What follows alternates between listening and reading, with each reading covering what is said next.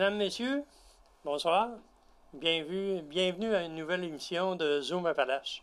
Cette semaine, nous recevons Madame Caroline Dubuc, qui est directrice générale de l'unité Don Rémy de Thetford. Don Rémy, je pense que pas mal tout le monde connaît ça. Mais on va quand même, lors de cette entrevue-là, en apprendre beaucoup. Alors, Madame Dubuc, je vous laisse vous présenter. Parfait. Ben bonjour, Caroline Dubuc, comme vous l'avez nommée, directrice du Centre Don Rémy des Appalaches. Depuis un an, là, ça vient de faire un an que j'ai été nommée pour ce poste-là. Mais j'ai quand même travaillé comme intervenante là, depuis 2006 au sein de l'organisme. Votre formation, c'est... J'ai complété ma technique en éducation spécialisée. J'ai terminé en 2006. À ce moment-là, j'ai commencé à travailler pour le centre. Puis c'est ça. Là, avec mon parcours de directrice, ben, ça m'amène à un retour aux études là, pour la gestion d'organismes puis le développement et tout ça. D'accord. Et c'est un organisme, c'est un centre de réinsertion sociale. Oui. Ça veut dire quoi, ça? Réinsertion sociale, en fait, c'est notre secteur hébergement. La réinsertion sociale, ça va être vraiment... on va faire le tour des sphères de la vie de la personne.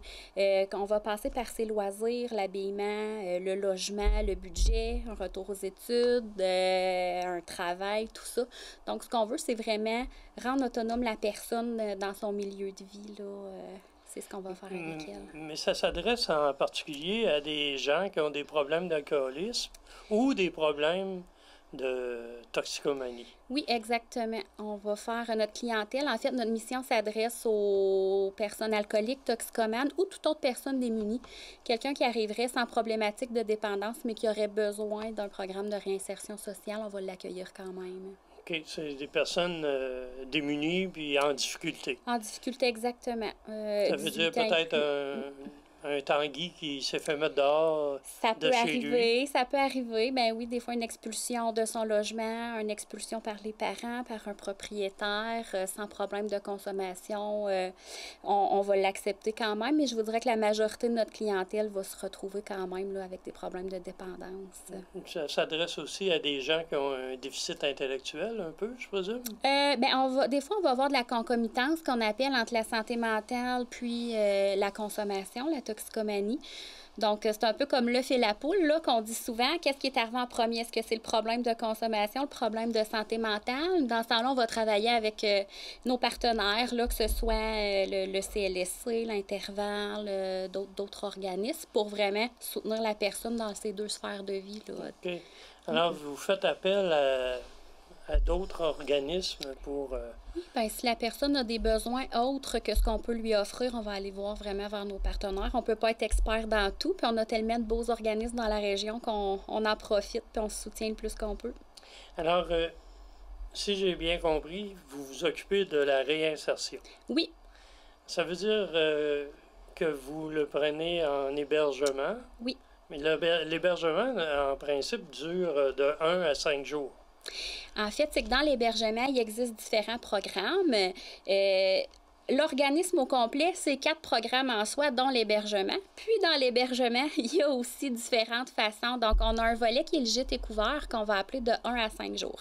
La personne a besoin d'un dépannage qu'on va appeler pour se relocaliser temporairement, retrouver un autre milieu de vie ou être entre deux milieux de vie, entre deux régions, entre deux problématiques ou autres ressources, là, bien, on va la localiser. Mais sinon, le programme de réinsertion sociale, là, vraiment, où on va faire le tour des sphères de la vie de la personne, dure 6 semaines. Donc, la personne va arriver, on va évaluer tous ses besoins, puis qu'est-ce qu'elle a le goût de travailler aussi. Puis selon ses besoins, bien, c'est 43 jours là, de réinsertion sociale. Puis après ça, la personne se loue un appartement ou un logement? C'est sûr que nous, quand on va repartir au bout de son programme, on va souhaiter qu'elle ait trouvé son milieu de vie là, approprié selon ses besoins, que ce soit un logement, un retour vers la famille. Des fois, c'est vers une thérapie, vers d'autres organismes comme ça. Fait qu'on va essayer là, de la relocaliser. Puis ça va faire partie de ses objectifs de séjour aussi, là, de penser à ce volet-là. OK. Et sans qu'il y ait d'hébergement,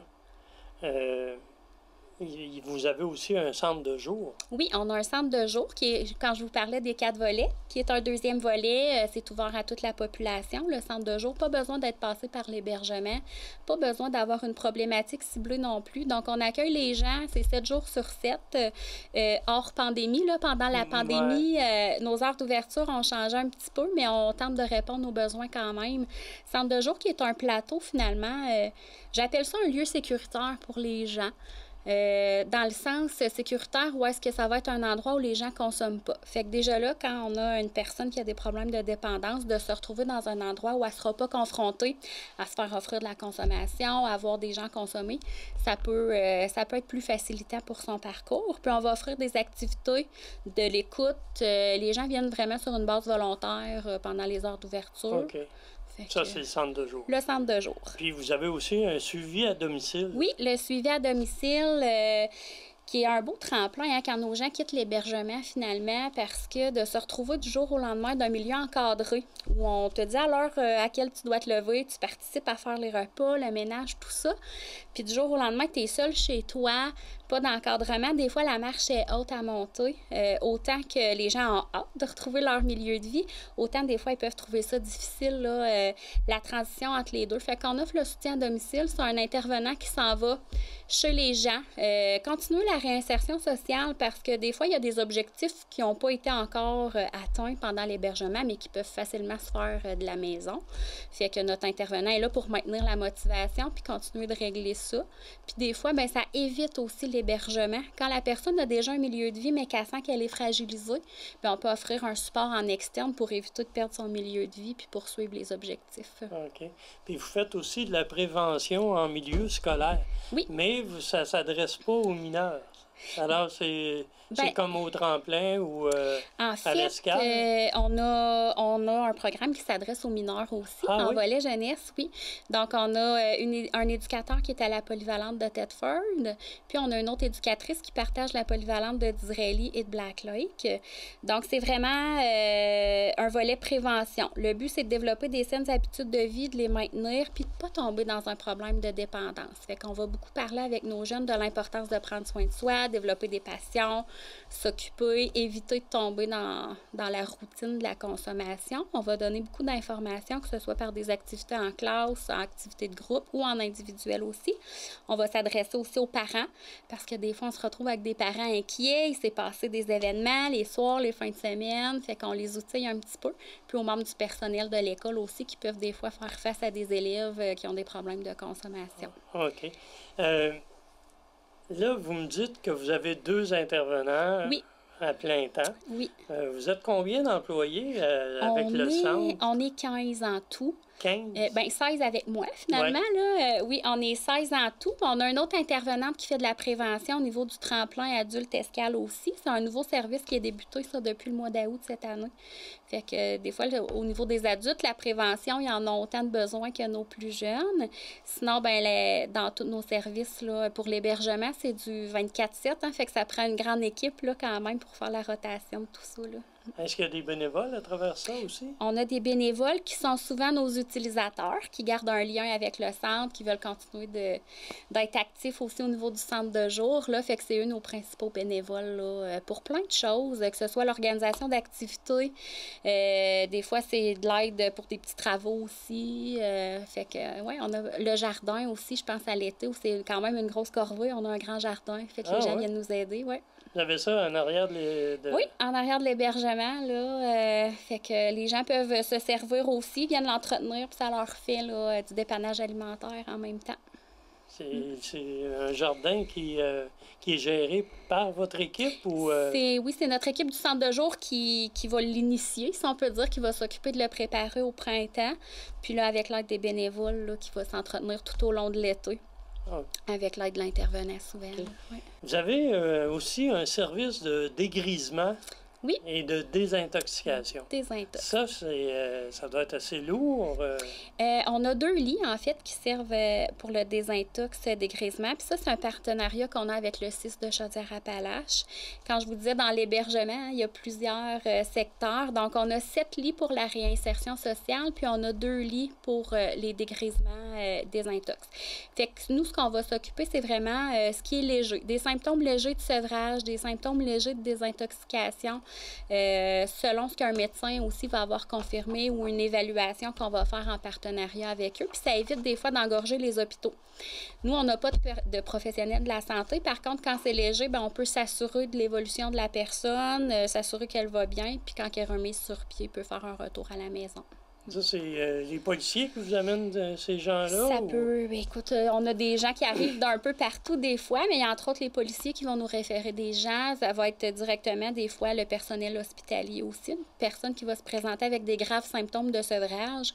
Une fois qu'elle va mieux, le médecin va signer son congé de l'hôpital, mais va s'en venir chez nous pour s'assurer que tout va bien avant de réintégrer son milieu. De 1 à 5 jours, je présume?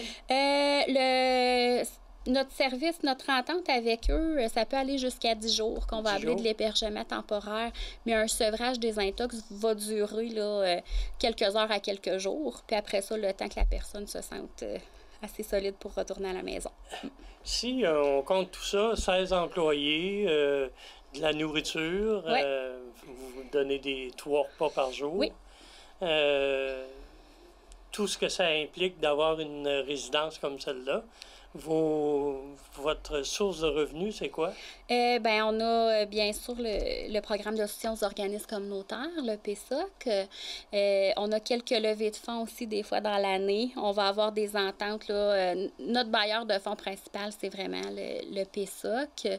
On va avoir des dons aussi de la communauté. On a une entente aussi avec le Club Rotary. Les gens qui viennent louer les béquilles, marchettes chez nous, ça nous fait une petite source de revenus aussi annuellement. On a des fondations aussi, je pense entre autres à la Fondation Donna Grenier qui nous supporte financièrement.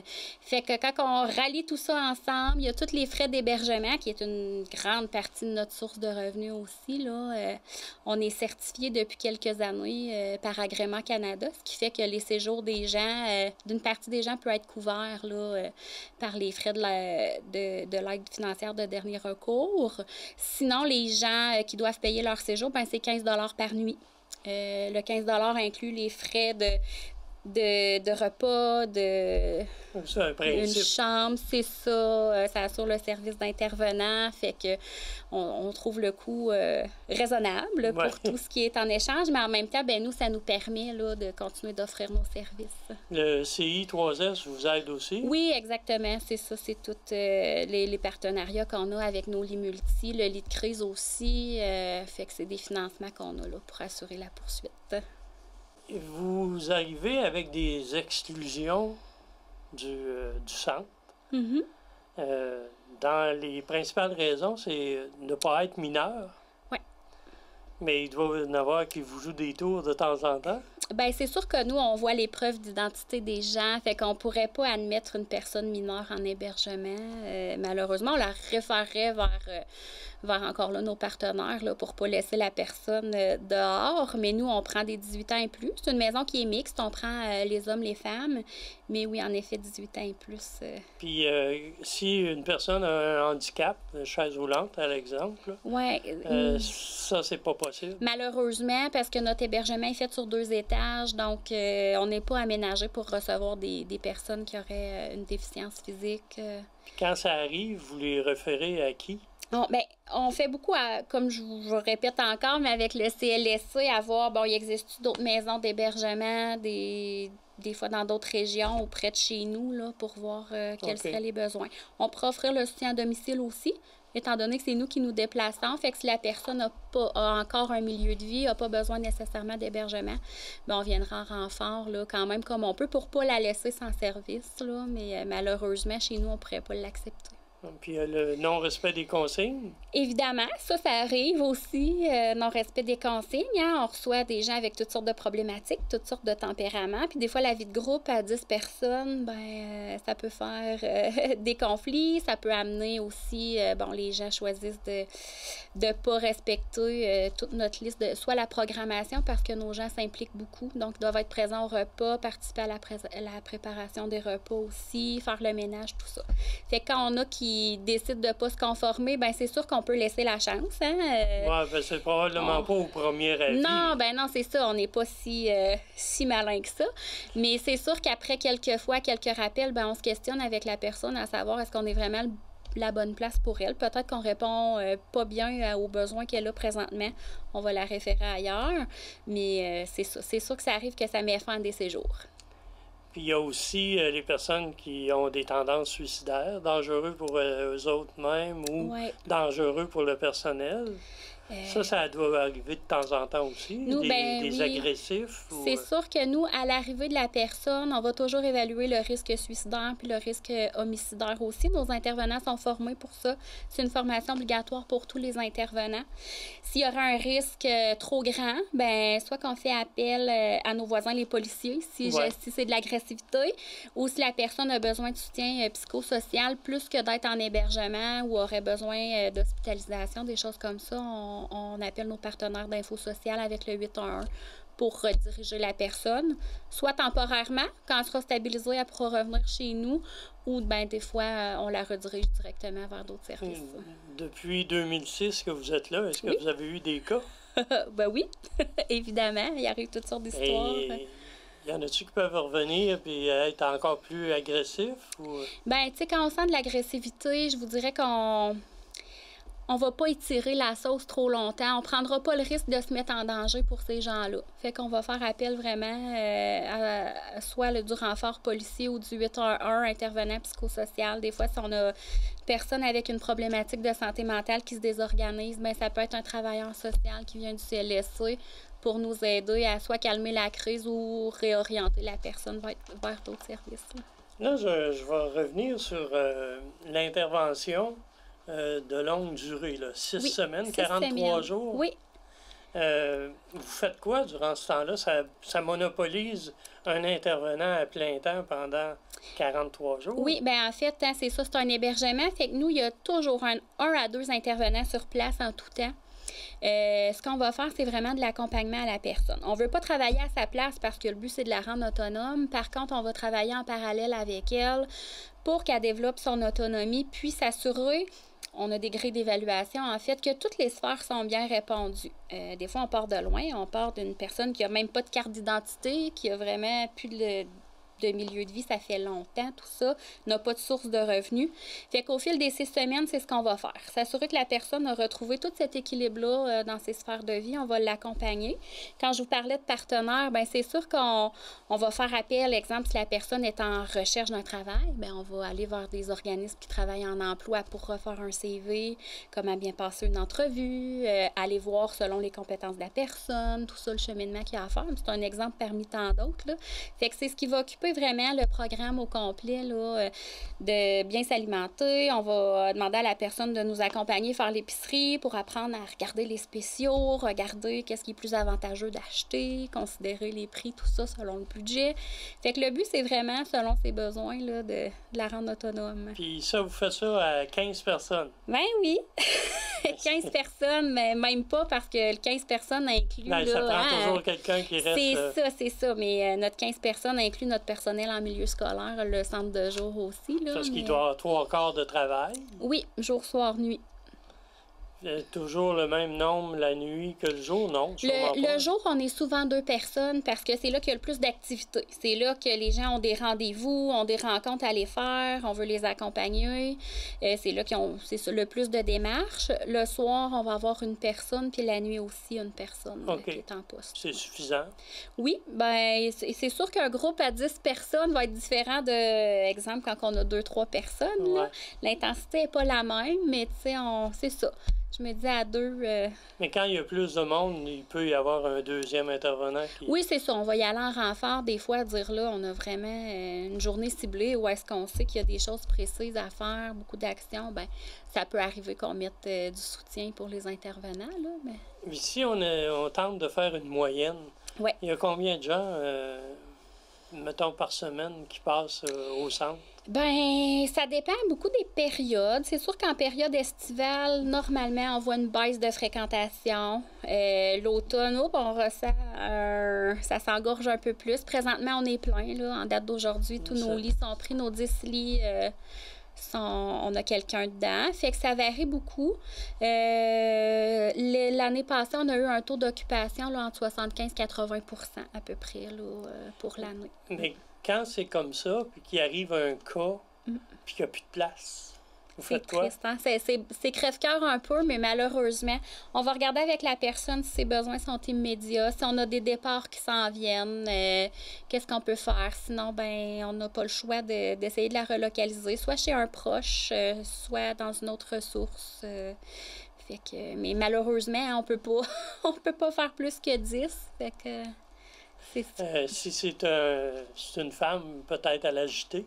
Bien, dépendamment de ses besoins, parce qu'on sait que l'agité travaille en violence conjugale. Fait qu'il faut quand même accepter des gens qui répondent aux besoins, là, qui répondent à notre offre de service. Mais c'est sûr que si une femme cadrerait dans ce service-là, on ferait appel à l'agité. Même chose pour l'intervalle, avec quelques problématiques en santé mentale. Y a-t-il des résidences comme Don-Rémy dans d'autres municipalités, comme à Eastwater ou à Disraeli? Non, c'est ça. Nous, on est vraiment les seuls, là. Oui, dans notre MRC. C'est pour l'ensemble de la MRC des Appalaches ou c'est plus grand que ça encore? Ben, tu sais, quand on parlait de critères d'exclusion tantôt, les gens viennent de partout. Ça fait pas partie d'un critère qui pourrait faire qu'on prend pas la personne. Fait que des fois, ils arrivent de d'autres régions, ils arrivent de loin. C'est sûr que la majorité de notre fréquentation vient quand même de notre MRC, là, puis de Chaudière-Appalaches aussi. Mais c'est ça, on peut recevoir des gens... Ça peut être quelqu'un de Montréal qui est de passage. Gaspésie, Montréal. On en reçoit vraiment de partout, un de temps en temps, là, mais c'est pas notre majorité qui viennent d'ailleurs, mais on peut les recevoir. Puis à l'intérieur du centre, pour distraire ces gens-là, ben, vous avez toutes sortes de choses. Toutes sortes de choses. Ben, c'est comme une maison, hein? Fait que, il y a une table de billard? Oui, ben, du côté centre de jour. Fait que, mais nos résidents, nos personnes hébergées ont accès au centre de jour, là, comme n'importe quel utilisateur. Fait que déjà, ça, c'est un bon désennui. Sinon, ben c'est ça, c'est comme une vraie maison. Fait qu'on a un salon avec télé, on a un ordinateur, on a une cuisine. Les gens peuvent s'occuper comme ça, puis souvent entre eux autres. Mais il y a quand même une programmation toute la journée, hein? Fait que les gens sont dans l'action, dans leur démarche une grande partie du temps. Puis y a-tu un couvre-feu? Il y a un couvre-feu, oui, qui est 10 heures le soir en semaine, 11 heures la fin de semaine, pour s'assurer que la personne elle revient à domicile, que la personne est en bon état, tout va bien, puis... Ils peuvent-tu recevoir des invités, des amis, la visite? Pas présentement. Malgré la pandémie, hein, ça a occasionné plein de changements, mais si on parle hors contexte pandémie, les gens peuvent recevoir des visiteurs. Ils peuvent aussi aller en visite chez les gens. Là. Si on parle d'une fin de semaine, la fin de semaine, il n'y a pas de programmation. Fait que si la personne, exemple, on a un jeune homme de 20 ans qui voudrait aller passer la fin de semaine chez ses parents, bien, il n'y a aucun problème d'aller voir son conjoint, d'aller chez des amis, là. Mais... Jamais chez vous, jamais au centre. Ben, les gens, ils peuvent pas recevoir leur visite à coucher, mettons, mais ils peuvent les recevoir juste en visite là, ponctuelle. Dans le salon. Oui, ben même pas, parce que notre hébergement est confidentiel. Fait que si on reçoit de la visite, c'est vraiment dans le centre de jour ou dans une salle autre, là, s'ils veulent plus d'intimité là, pour jaser de ce qu'ils ont besoin. Là. OK. Mais, depuis quelques mois, la légalisation de la marijuana a été fait. Oui. Est-ce que ça vous a causé des préjudices ou... Ça n'a pas changé vraiment quelque chose pour nous. Ce qu'on constate, c'est vraiment que les consommateurs n'ont pas changé leur habitude avec la légalisation du cannabis. Ceux qui ne consommaient pas ne consomment pas plus. Peut-être qu'ils auront fait un passage exploratoire parce que c'était maintenant légal. Mais tu sais, on n'a pas... moi, j'ai pas constaté personne qui n'avait pas de problème de consommation puis qui en a développé à cause de la légalisation. Puis à l'inverse, nos consommateurs ne consomment pas plus ou moins parce que c'est maintenant légal. La légalisation, c'est un encadrement de la consommation, de la substance. Je pense à nos jeunes, entre autres, parce qu'on parle beaucoup des adultes, mais si on prend le volet scolaire, ben ça s'adresse pas plus à eux, ils ont en bas de 18 ans, puis des fois, les parents sont inquiets, là, ça va être légal, quelle image ça envoie, est-ce que ça banalise, est-ce que ça démonise, hein? Les gens ont eu plein de réactions, mais finalement, ça n'a pas amené grand changement. C'est intéressant d'entendre ça, surtout que vous êtes dans le milieu. Oui, c'est sûr. En tout cas, nous, c'est ce qu'on constate. Là. Vraiment, c'est ça. C'est un encadrement, puis il faut le voir comme ça. Il ne faut pas dire que ça banalise la consommation. Au contraire, ça l'encadre. Ça ajoute des règlements, ça ajoute une façon de faire. Ça ajoute de l'enseignement aussi, hein, pour les gens qui l'utilisent de façon récréative. Bien, se le procurent, mais ils ont aussi de l'information qui vient avec ça. Il nous reste peu de temps. Est-ce que vous avez un message particulier à lancer à la population? Bien, n'hésitez pas à vous renseigner à propos de la ressource. Les gens, des fois, sont désinformés, pensent qu'on fait de la thérapie, des choses comme ça. Mais non, on a plusieurs volets, plusieurs services. Donc, réinsertion sociale, soutien à domicile, prévention. Fait qu'hésitez pas à vous informer, à venir nous voir. Ça nous fait plaisir de répondre aux questions tout le temps. Lâchons pas non plus pendant la pandémie. Je le sais que c'est difficile pour plusieurs organismes aussi. Nous, on se compte chanceux dans la malchance parce qu'on a pu poursuivre nos activités. C'est un beau défi quand même à relever, mais on est chanceux. Nos employeurs travaillent toujours. Nos personnes qui ont besoin ont quelqu'un pour y répondre. Fait que si on peut soutenir d'une quelconque façon. Bien, Madame Dubuc, un gros merci. Merci de l'invitation. Et si jamais les gens à la maison, suite à l'entrevue, vous avez des questions, bien, Madame Dubuc est là pour vous répondre. Merci de votre écoute et je vous dis à la semaine prochaine.